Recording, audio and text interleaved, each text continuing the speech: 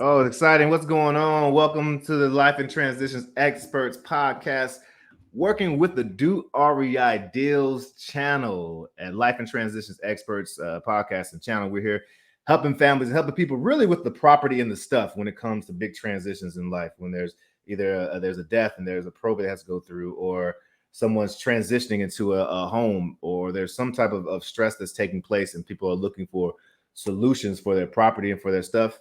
That's where we are helping people out. The Do REI Deal side of this is the focus on the practitioners, the folks who want to do real estate investing deals as a way to really impact and change their lives. And every Monday, my team member Javon and I practice like Kobe in the gym. We get in here and you got to be it before you can become it. So we constantly are working on continue to be experts as far as talking in sales, working in probate, and working in properties. That means we have to practice the skills sets. So that's what we're doing here today. It's Monday training. How are you, Javon? As always, grateful to the Omniverse for waking me up, giving me another opportunity, giving us another opportunity to do what we do best, to assist people and help people the best way that we can. It's a blessing, brother. I love your positivity, man. It's a beautiful thing, man. And today, just as Javon was talking about, what we're going to look at is a technique, a simple technique to help you not only establish rapport, but also develop even stronger active listening skills. And it's almost like a Jedi mind trick and all. And I shouldn't say mind trick because we're not trying to trick anyone. We're not trying to manipulate anyone. But I know that if you're a surgeon, I want to make sure that you know what you're doing in surgery, how the parts work, how the tools work. We're salesmen. We need to know the techniques of being proper salesmen so that we can share that value. And so mirroring. I one of my favorite books is Chris Voss's Never Split the Difference. I'm trying to see where it is, almost always next to me.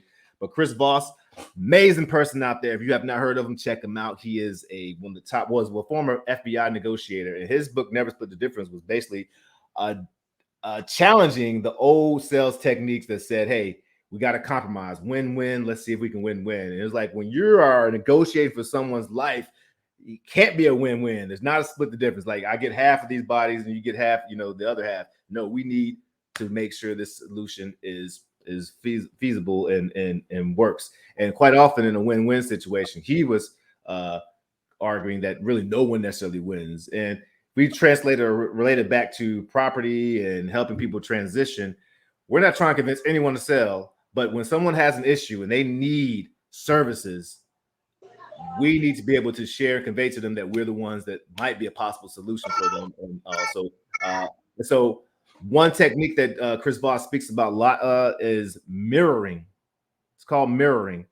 And it's something that we do as human beings all the time. It's ingrained in our biology. So mirroring is when you start taking on the characteristics of the person that you're beside, or the person that you're in the company with, whether it's through Zoom and your voice and the way you're holding yourself, or in person, literally the way you hold. So I remember, I remember one time I was in college, and one of my friends, I'm actually being friends with everybody.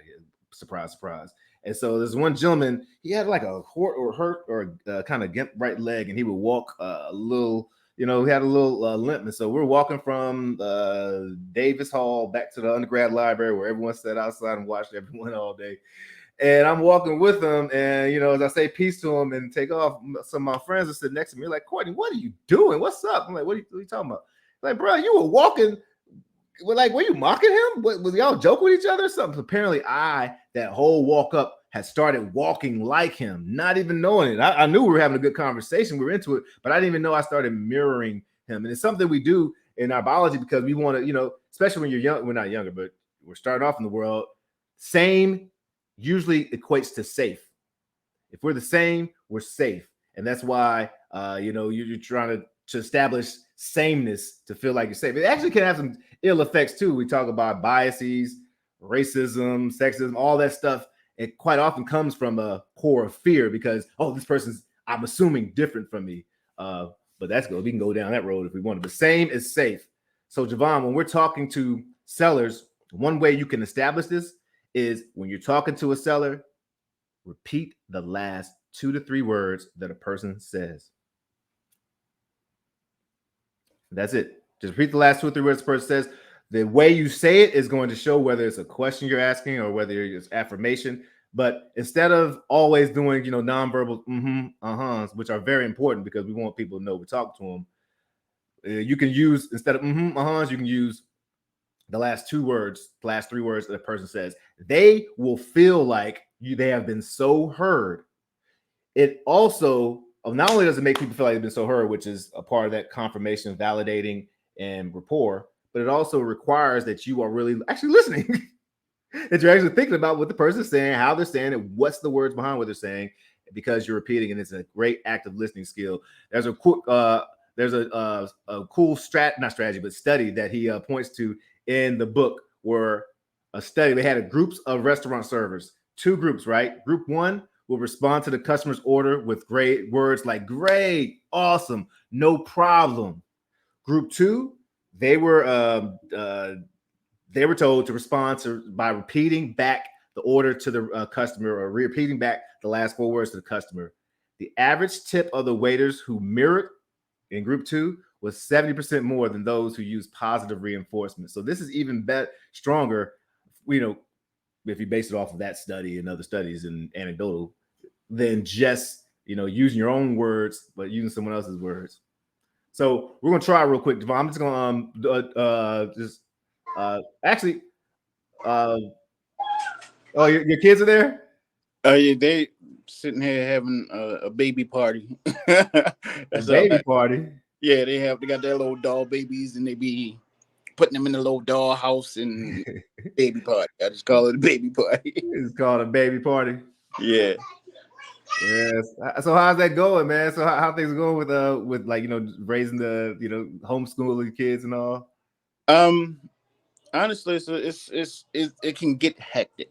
I'll say that, but I mean at the same time it's cool. I mean, as long as you got a schedule set of how things are going to be going, where I mean, like everything that I do, have them set for where as though they eat breakfast at a specific time. They have to get up, get on their computers, which subject they're going to be focusing on, and then while they're doing that, I might jump off and start doing my phone calls and in and out, trying to assist as much as possible. And then I just added a little bit more on my plate, but it's okay. I mean, I'm the way I look at things. I'm God enjoying this human experience. Yeah, enjoying this human experience, eh? Making the best of it. I hear that, making the best of it. Yeah. Shoot, man. Well, the thing, I was sitting there. Well, first of all, that's awesome, amazing, man. You can tell that you're super excited and passionate about the stuff that you do. And I was literally, listening to you. And I also, you could tell I was repeating the last. Could you tell I was repeating the last phrases and the words? And did it come? And so, well, one thing I want to say is that this is not like you're not. I mean, some conversations I've actually. Hope my fiance is not watching. I've literally done this to her. She's done this to me too. She's a psychologist, counselor. She's a great counselor. So, like, sometimes I'm talking and she'll just repeat, like, especially if she don't have anything to say. And my random, I do have ADHD, so sometimes I can be very random. And so she just wants to be sweet and to know that she's like listening to whatever random thing I said. She'll say the last couple of things back, and I'm like, wait a second, you just mirrored me at all, but I was saying, like, you could, make sure it's natural. So when you were talking, I was feeling like using some other technique. I wanted to label some of the stuff you said. I wanted to label the emotions. Like, man, it sounds like this is exciting, or it seems like it's a lot to deal with, or it seems like you really got it down. So don't think that you're using this. You just have to be in isolation, is what I'm saying. Yeah. But I mean, I use these techniques a lot as well. And it's like when I'm say if I'm probing somebody for in regards to a property, when I'm speaking to them, and repeat. I always repeat back your last, even if it's the whole sentence. Okay. The very ending of it, simply because of the fact it's like most times I'm typing it in or putting it down at the same time. Oh, okay. So you're going through a divorce. I mean, how's that going? Nice, nice. Okay. So the kids are, I'm repeating, but I'm actually answering a question in regards to the same way you just did. I'm repeating what you're saying, but I'm asking you a question in regards to that. Wow, that's a you just said so I hope you heard that. So folks, we want to be taking notes because you want to be able to leave your, I mean, obviously, hopefully you have some type of tool, some customer relation management system that helps you serve folks and keep up with it. And one thing Javon does, he does great notes. He does great notes. And so it's like anybody who sits down could just fill in for Javon. Javon's doing a great job if he makes himself replaceable. I'm doing a great job if I make myself replaceable in a business. I say that I'm going off a tangent because we're a business. We got to be able to keep it going. So him taking notes is awesome. And sometimes it's hard to take notes when you're really into it, but I like that. This is making you not only be able to, listen, but it also gives you a reason to take notes and, like, as you're writing it, repeat back what you said, so it doesn't sound. Because sometimes you're taking notes, it sounds like that.